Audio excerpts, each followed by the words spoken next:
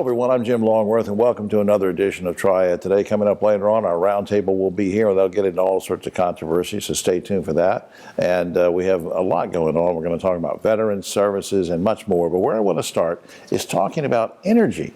You know, we've talked about on the show before, electric vehicles are becoming more and more popular. We have a return visitor to the show, my good friend Hank Henning, Manager of Government and Community Relations for Duke Energy. Welcome back. Thanks for having me. And what I'm getting ready to say is, as people are trying to buy more and more of these electric vehicles, the questions keep coming up, well, where in the heck, Hank, are we going to charge them? And so Duke Energy's trying to address that. First of all, you sent me an email one day and said that there's three main things. One is having to do with federal legislation and money.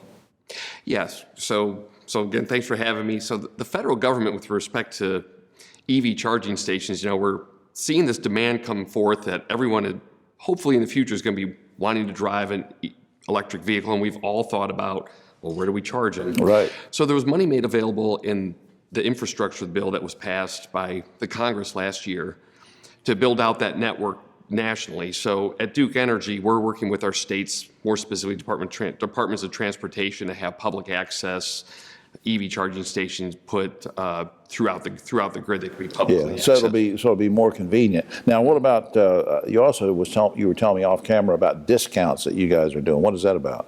Yeah, so we anticipate in the future that about 80% of electric vehicle charging will take place in the home. Well, okay, So in order to do that, and I do want to digress a little bit, so we don't manufacture, distribute, or install the EV chargers. Right. But there are upgrades that have to be done to the home electrical system to make it available for those chargers to be put in.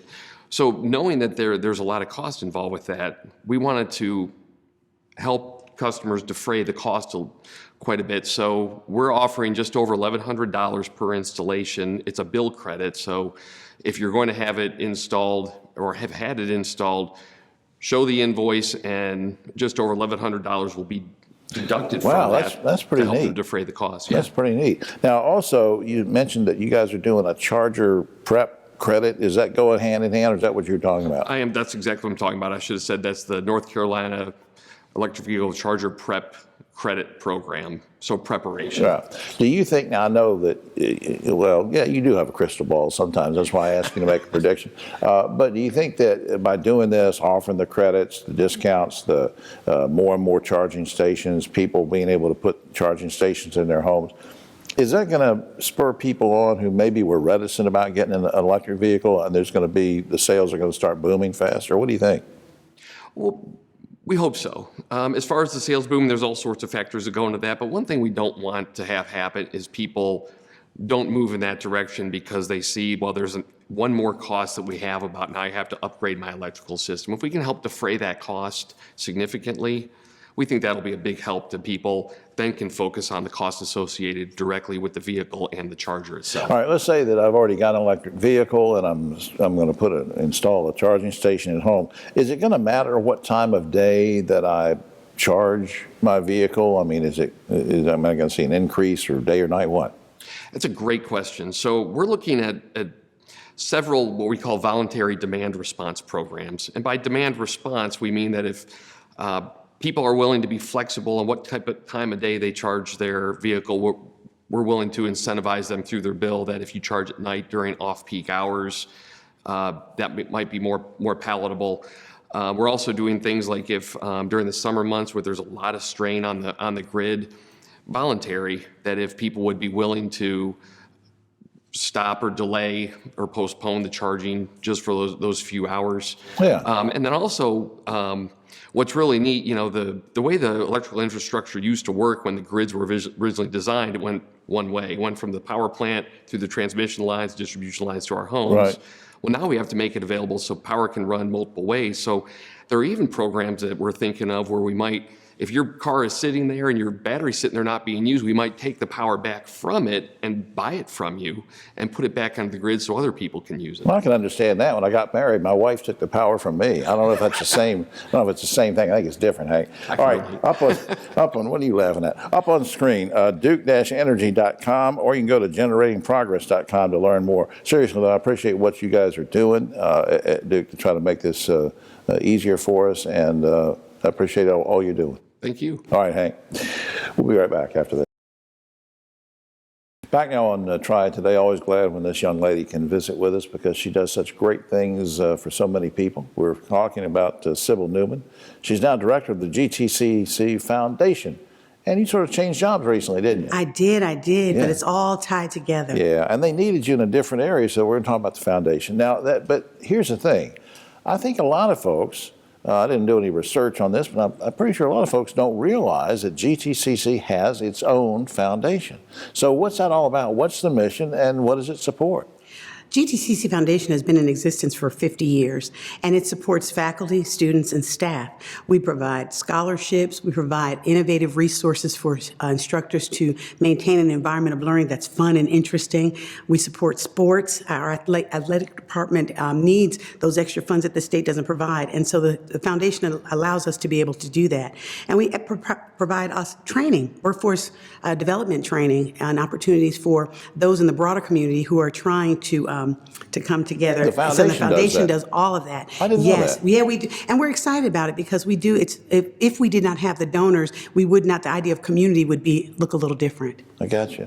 All right, now here's something to sort of, I was reading an email from you one day, or maybe it was from Aaron, and it said this. So correct me if I'm wrong. That the foundation received a grant from Metallica, the music group? Yes, the heavy metal.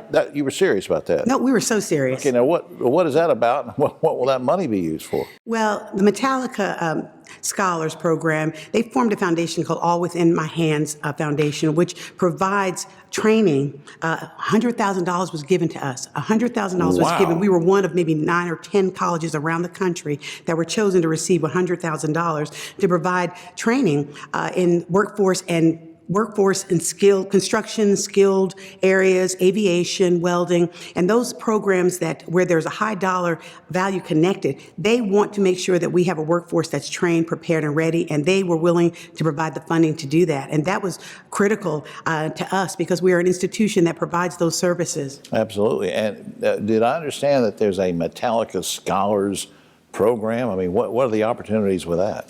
Well, the opportunities there, it connects students to programs like aviation, our truck driving our training program, our construction and skilled trades, welding.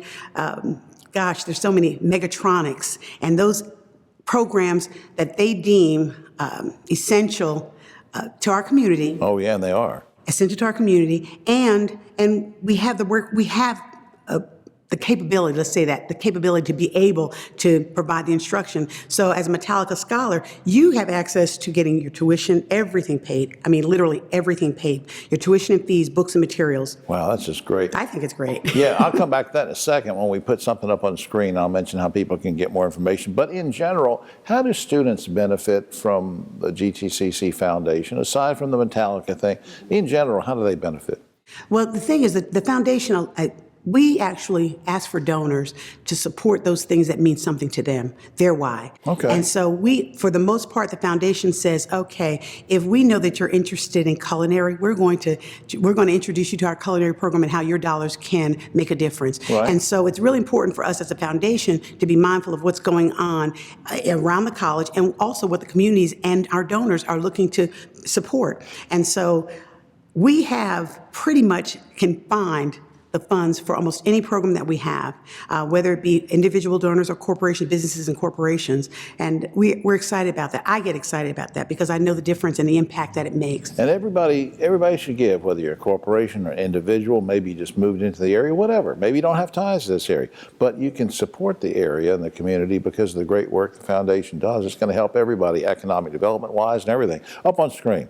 First, gtcc.edu/Metallica. For that particular program. And then you can also go to foundation.gtcc.edu for information on that. Sybil, thanks for all you do, lady. Thank you. I appreciate you, Jim. All right. We'll be right back after this. Back now on Triad Today, and we have a first-time visitor to the program. First time sort of in the community. He's new to the community, but not new to what he does. We're speaking now with Ryan Anderson, a physician assistant with Northern Orthopedics, part of the Northern Regional Hospital family. Welcome to the show. Happy to be here. by way of Appalachian State and ECU. What do you do if App and ECU play each other? Who do you pull for? Oh, man, honestly, I got to go with that. Okay, my wife would be happy with that. Hey, look, before we talk about, we're going to talk about orthopedics, but before we do that, let's get a definition here in 10 seconds or whatever. If somebody says orthopedics, what does that cover? Yeah, so it's kind of funny. Mostly everybody will say that orthopedics is basically the bone guys, and I would say that's probably the easiest understanding of it. And we say it's musculoskeletal, so that includes some of the muscles around it as well. Okay. Now, if I have an orthopedic problem, at what point, do I know that I should just go to my primary doctor versus going to an orthopedic specialist? How do I make that decision? Yeah, well, the nice thing about it is when it comes down to the relationship between a primary care and an orthopedics is there's a lot of open communication, and not only open communication, but great referral pattern. And so they do see, like, primary care is kind of the foundation of medicine as a whole, and so they do see a lot of orthopedic issues. And then they can refer me over to you. Exactly. But then again, if I'm keeping up on all these things, I said, gosh, I've had this kind of thing before, I can go straight to you, or do I still need a referral from a primary? You usually can come to us. Okay. Now, let's talk about emergency type things as opposed to chronic. Say a child is playing outside, falls off a swing set, something like that, and can't walk, is injured one of her feet or something. Clearly, there's an emergency component to that, but in that case, and it's bone related, do I go to an urgent care and see what they say, or do I go right to the emergency room? Yeah, that's kind of the age-old question, is whether or not you go to emergency room or whether or not you go to urgent care. And I kind of always classified it between, a major or a minor fracture. Your major stuff is going to be the ones that you basically look down at their wrist, and it happens to be kind of deformed, or maybe even the bone sticking through the skin. Those are things that are definitely going to need to be seen in the emergency department. Yeah, because urgent care is limited in what they can do in that way. I got you. Now, suppose I have a pain, not suppose, I do. I'm looking at the camera. I have these pains. For an old back injury, sports injury, something like that. Are there things that I can do to alleviate the sort of pain from these old chronic sports injuries and breaks and sprains and stuff? What do you recommend? Yeah, absolutely. That's kind of all, the age-old thing of, what your grandmother used to tell you of rice. A lot of that stuff holds true. So rest, ice, compression, elevation. The only thing I would basically change with that is going to be, rather than ice, I would tell you, after it's going on for a while, switch to heat. Yeah, ice doesn't do any good after a few days, does it? Exactly.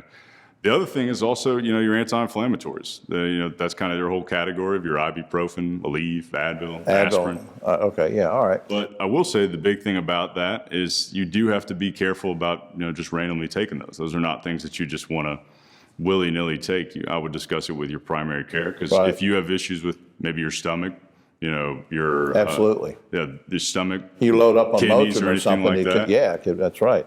Hey, before time gets away from us, I'm sort of curious, since you and I met for the first time very quickly. I know you know all about and have specialties in plastic surgery and all that. Why did you go with orthopedics, and what's so special about it? Firstly, I think that God really lays in a passion or desire in your heart, and then as you kind of go through maturity or experiences, it just further develops that. I myself grew up playing sports. I had orthopedic injuries. God opened a door for an opportunity for me to work with, two wonderful orthopedic surgeons that really developed me into probably the physician that I am right now. Right. And with that, the part I love about ortho is, somebody may come in not being able to do the thing that they truly love to do, and if I have the opportunity to take care of that and get them back to what they're doing, life is about living it, not just surviving. Oh man, what a great testimony. I'm glad you're here, glad you're in the area. I'm glad you're here where you can help some of us folks. And thanks for doing the show. Will you come back sometime? Absolutely. Up on screen, choosenorthern.org if you want some general information, choosenorthern.org. We were with Ryan Anderson, and he said he's going to come back sometime, and I'm going to hold him to it. We'll be right back after this. Back now on Triad Today, and we all know that there's a Veterans Day every year, and we celebrate that. But the thing is, veterans and their families need services and support year-round. It's not just about a day. It's about year-round. And we have a gentleman with us that knows all about that, and we're so glad that he does what he does in the community. With us, our good friend, Russell Dye, Manager of Regional Workforce Development for Goodwill Industries of Northwest North Carolina. Good to see you. Good to see you too, Jim.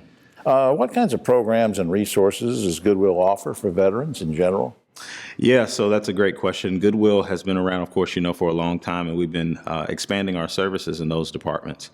So you can visit any one of our 8 centers throughout our 31 county territory to access services, whether it's veteran services or any other service that we provide. Our veteran services consist of, very similar to what we do for our other participants, job placement services, assessments, skills assessments, because a lot of our veterans are either seeking employment or they're looking to increase their employment opportunities. Many of them also looking for skills training as well. Right. We'll circle back to that in just a second. But since we mentioned Veterans Day too, do you have any special events or anything that you're partnering with people on to honor veterans? Yeah, Jim, as a matter of fact, we do. We're out in the community all this week. As a matter of fact, this past Monday, we hosted a coffee and donuts for veterans in the Winston-Salem area. And then today, as a matter of fact, as we speak, we're actually doing a coffee for veterans at Richard Childress Racing. Oh, wow, yeah. And so- just for the record, just as a disclaimer, because the election's going on and everything, we're taping this on Wednesday morning, November the 9th. So, we're talking about, events that are going on now. Go ahead, I'm sorry. Absolutely. And so that is actually taking place this morning. And then on this upcoming Friday, members of our staff will be out in the community to serve veterans at various establishments, opening doors and sharing the services that we provide. Over the years, as you've helped veterans, you've teamed up with Forsyth Tech and other community colleges. Now, how do those partnerships benefit veterans? Yeah, as I've said before, Forsyth Tech is one of our trusted partners in the community. We've been working with them for a long time. And so Forsyth Tech comes alongside us, helps us with facilitating events. They also facilitate a lot of our courses out of our center. And so we work with them to do events. We will provide any kinds of skills training that is relevant to the workforce today. And so we've actually teamed up and done some assessments to assess that. And we're working to add new courses, and they're working with us to provide facilitators for those. Now, did I get this right? Didn't you send me an email one day that said that, I believe you and Goodwill Industries of Northwest North Carolina and Forsyth Tech are doing some kind of event together in December? Yeah, absolutely. And it's open to the public. It's on December 6th. So we're doing 2 sessions, one from 9 to 1, and the other is from 6 to 8 p.m. Now, what's that all about? And so it is basically a resource fair, and it provides individuals the opportunity to come into our center in Winston, and they'll have an opportunity to take a look at every single course that we partner with Forsyth Tech on. They'll be able to take a look at our CDL, our DOT course, our HVAC course, all of the courses that we provide out of our center. They'll be able to have an opportunity to get a snapshot of what those courses do, and also what it can do for their life if they decide to enroll. And this could be any veterans, I guess, of different ages, any age really, if they need some help, want to get back in the workforce or whatever, and to help families too, right? Absolutely. And so we serve, our veteran services serves not only the veteran, but also their spouses, and as well as adult dependents who do live in the home with that veteran. I tell you, Russell, you just do such great work with all these folks. I appreciate what you're doing. Up Thank on you. screen, you can go to goodwillnwnc.org to learn more general information, and you can go to goodwillvetservices.org, or you can call 336-724-3621. Russell Dye, will you come back sometime? Absolutely. Looking forward to it. Thank you. We'll be right back after that. Hi, I'm Jim Longworth, reminding you to catch my column Longworth at Large and Yes Weekly every week. It's available throughout the Triad, or you can go online, yesweekly.com.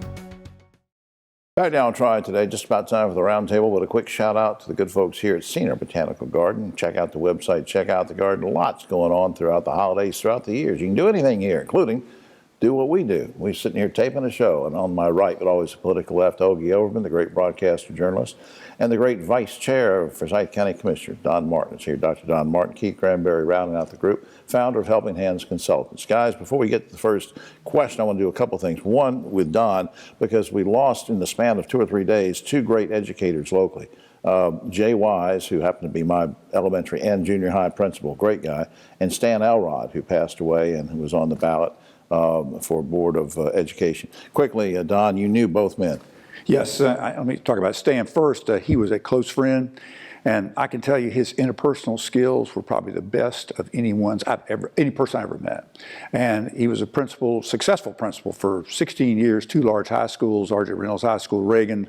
And this is hard to believe, but he knew virtually the name of every student in his school. And I mean, I've never saw him not know a name and be in his school. And he was trusted by his students, his parents, his, everyone, the community. And you will not believe this. I'm standing in line at the voting booth yesterday in my election poll, my polling place. Guy behind me sort of struck up a conversation. I'd never met him before. He said, my 2 kids went to Reagan High School, and Stan Elrod was the principal. And he said, I want you to know the biggest reason I'm here to vote is to honor him today. Great sentiment. Wow, and Jay Wise had some of those same Jay Wise characteristics. was great. I knew All right, Jay. on the very quickly, guys. Anybody have any big surprises from the election? You don't have to answer if you don't want to. Anybody? Were you surprised at anything? Not big. Yeah, I was Not here in North surprised at Carolina. all of it. I mean, we did so well, I'm considering, I was shocked that the Democrats held that many seats. This is unprecedented. Okay, and of course, gerrymandering didn't have much of an effect because the special master and the courts got it right on the map. 7 of 7 Democrats, 7 Republicans going to Washington from the Congress. All right, guys, the superintendent of Los Angeles schools is combating a decline in enrollment by sending gift boxes to the parents of newborns. The box contains everything from blankets to brochures about health. What do you think of recruiting babies for the schools? Should our local schools do the same thing, Ogie? I think it's a lovely idea. I'd never heard of it before, Recruiting but I think babies. it's great. What do you think, why Don? not? Why not? Yeah, great idea. In fact, we have a program here called Parents as Teachers, run by Imprints Cares. It's based on a model. It's been going on 40 years out of St. Louis. And basically, the real key is not to recruit them. The key is to get their parents lined up. Here are the milestones you need to be looking for. Here's how you get help. And we're going to get you into parent And training that and keeps them, support. keeps them in school going there. Keith, what do you think? I think that's a terrible idea. Why Number is that? one, give money to the parents or give support to the parents throughout their life, not just gifts to a baby. Because these parents need that, and they fall short when they start going to first grade and they don't have the resources needed to keep these you kids. That's probably what would- Parents as Teachers does. Keith, They do probably that. you wouldn't have This given. program doesn't. No, do I it. agree. This program doesn't do. This gives gifts to a Keith, baby. would It's you totally even? different. You wouldn't have taken frankincense to baby Jesus, would you? I would have gave it to baby Jesus. Well, that's right. I definitely would have gave All right. frankincense. We're going to give it to you. I'm going to give it to you in a minute. Now, from babies to children, where a racial slur is at the heart of a lawsuit in Charlotte, the case is based on one child calling another child the N-word at school. The parent of the black child is suing the school, as well as the racist boy and his parents. Now, here's the thing, guys. Should the court rule that a racial slur from a child is the same as a slur from an adult? Ogie. Well, where'd that child hear that word? I just don't see any way this doesn't get thrown out of court. Thrown I out. don't see it. Don. I agree. That's school matters, school rules. Child saying the N-word as bad as the adult? It is as bad as the adult because they learned it from the adult, but I don't think there's going to be the lawsuit is going to be successful. You can't punish a kid as much. You say if a kid's 9 years old, you can't punish him the Can't same way punish a you would have. kid. You can't. All right. Last month, 20-year-old Caleb DeWald confessed to and was convicted of 10 counts of felony animal cruelty. His acts, including cutting off the ears of animals, setting fire to others under the law. He could have spent 20 years in prison, but the judge suspended his sentence, told him to go get therapy. I'm furious about this, guys. Are you okay with the judge's decision, Ogie? I think they ought to disbar the judge, cut off his ears, and give him 20 years. Cut off. That's rough. I hate that. That's Don, terrible. Yeah, seriously though, Don, what do you think? Well, there have been some awful murderers that have been found innocent by reason of insanity. And I think we could all argue that the work, that what that young man did was insane action. Keith. I don't think he should have been suspended. It seems deliberate to me, and I think that he should be punished for that. What if his ears was cut off? Yeah. think He about that. videotaped what he was doing, laughed about it, and posted the video. He should be penalized heavily.